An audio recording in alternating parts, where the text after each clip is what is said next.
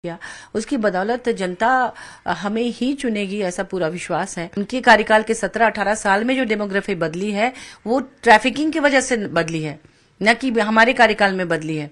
आदिवासियों की संख्या इसलिए कम हुई है कि वो लोग उनको रोजगार नहीं दे पाए थे, वो लोग अपने यहाँ उनको सुरक्षा नहीं दे पाए थे और उसका सिकरा हमारे सर पर थोप रहे हैं। अगर काम किए होते तो आज राजधानी की ये हालत नहीं होती। त्राहिमाम अब देख रहे हैं, पठारी इलाका है, पानी जमना नहीं चाहिए, लेकिन अगर एक बारिश में यहाँ पर बाढ़ आ जाती है राजधानी में, रांची में, तो ये किसकी जिम्मेदारी है? इसमें सर्वजन पेंशन व्यवस्था, बिजली बिल माफी, जो पुराना बिल था उसे माफ किया, फिर 200 यूनिट बिजली फ्री कर दी, मैया सम्मान योजना बड़ा फैक्टर है। आप कह रहे हैं यहाँ अनेकता में एकता हमारे देश की खूबी है, उसे भी आप कह रहे हैं कि एक हो जाओ। ये मतलब समझ में नहीं आता कि ये लोग अनपढ़ हैं, जाहिल हैं, क्या है? मैं तो यही कहूंगी, जो इस तरह की बात करते हैं और वो नेता कहते हैं अपने आप को, जिनको इतनी भी समझ नहीं है कि संविधान हमें क्या कहता है। तो इसलिए इस बार जनता यहाँ की बहुत समझदार है और जनता चाहती है अपना विकास, अपने राज्य का विकास, यहाँ तक कि रांची का विकास।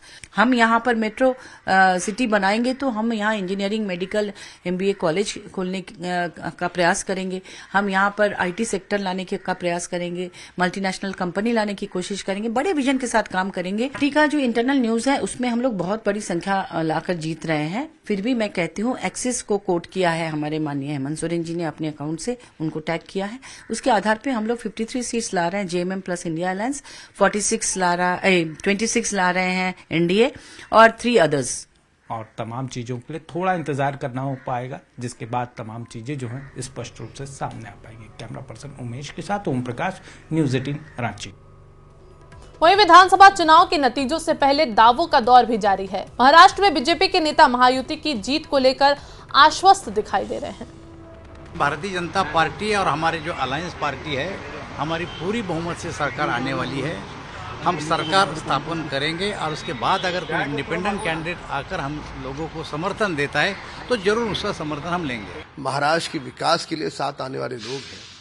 अब किसको लेना, किसको नहीं लेना, कब नहीं लेना, ये सारी बातें तीनों दल के शीर्षस्थ नेता तय करेंगे।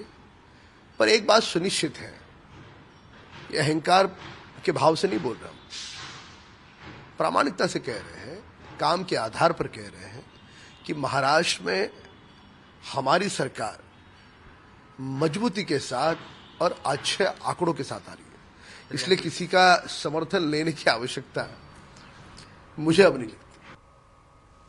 महाराष्ट्र और झारखंड विधानसभा चुनाव के साथ 14 राज्यों की 48 विधानसभा और 2 लोकसभा सीटों पर आज उपचुनाव के नतीजे भी आएंगे।